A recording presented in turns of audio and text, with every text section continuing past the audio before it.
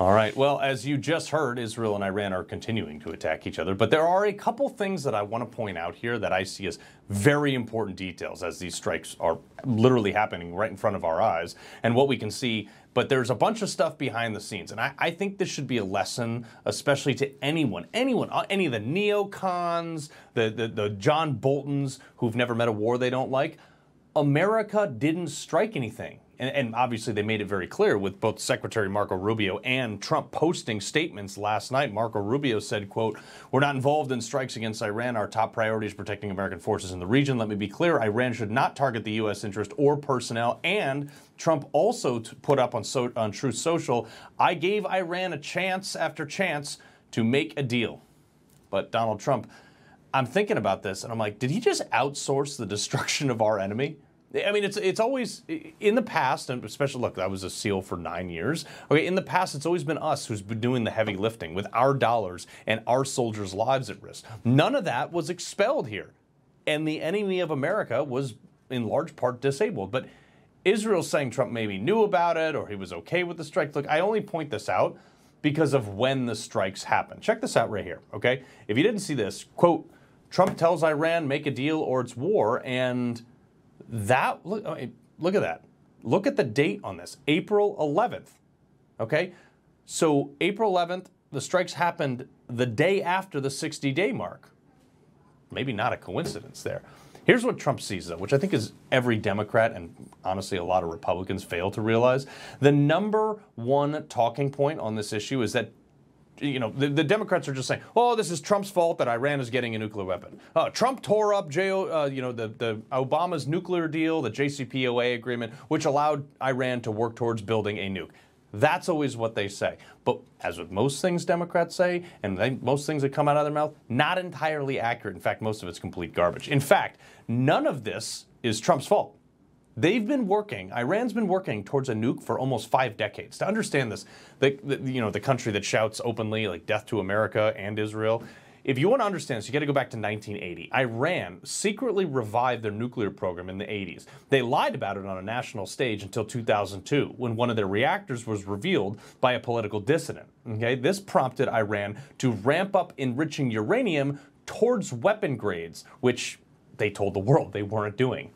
Because that's what they do. They lie about stuff. Then we found out in 2007, Iran was secretly operating about 3,000 centrifuges. That year, the secret enrichment facility was exposed in Iran, which they claimed was only for medical purposes. It was just another lie. And Trump wasn't even on the national political stage yet, so you can't even blame him for this. By 2013, by the way, Trump's still not on the national stage in 2013, Iran had over 18,000 centrifuges.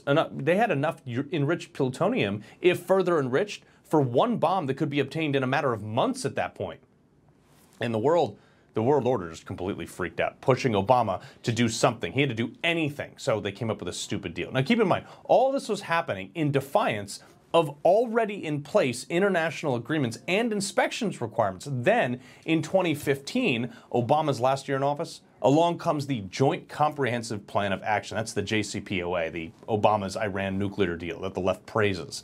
It allegedly reduced, Iran's stockpile by 98%. It limited its enrichment to like 3.6%, which is nowhere close to refined enough for a bomb. It cut their centrifuges to 6,104, all in exchange for the world to drop huge amounts of sanctions, resulting in Iran getting access to as much as $150 billion back into their economy. Remember those pallets of cash, Obama flew into Iran in the middle of the night? Yep, that's some of that money. And what did Iran do with that money? It's not like they went out and planted flowers on the main streets of Tehran. Trump noted this in 2019. Quote, "President Obama made a desperate and terrible deal with Iran, gave them $150 billion plus $1.8 billion in cash. Iran was in big trouble and he bailed them out, gave them a free path to nuclear weapons." Yeah. And the left went wild over this. No, their facilities are inspected by the UN. This is denuclearized Iran. Is it denuclearized? Turns out not really. When we don't actually know what they got rid of or what they were doing or anything at all, actually, because here, from Vice News, this is in 2015 after the JCPOA was signed, leaked documents show that Iran was allowed to self-inspect And then they could take those self-inspections and report it to the UN. I mean, like, what could go wrong? Iran would never lie about their nuclear weapons progress, would they? And the point is, it doesn't matter what agreement has been in place or what sanctions or anything else. Iran has been building a nuclear weapon since 1980. They've been more or less open with it in order to get more or less sanctions lifted, but their mission hasn't changed.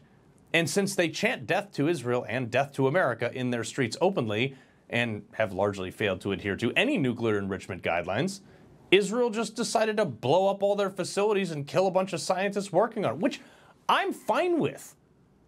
And in case there's any question of who the good guys are here, notice how when Israel strikes, it's pretty much only military targets, but when Iran strikes, they just lob whatever they can, wherever they can, with a general target that just hits cities. They usually just try to kill or destroy whoever or whatever they can to inflict pain, not strategic damage.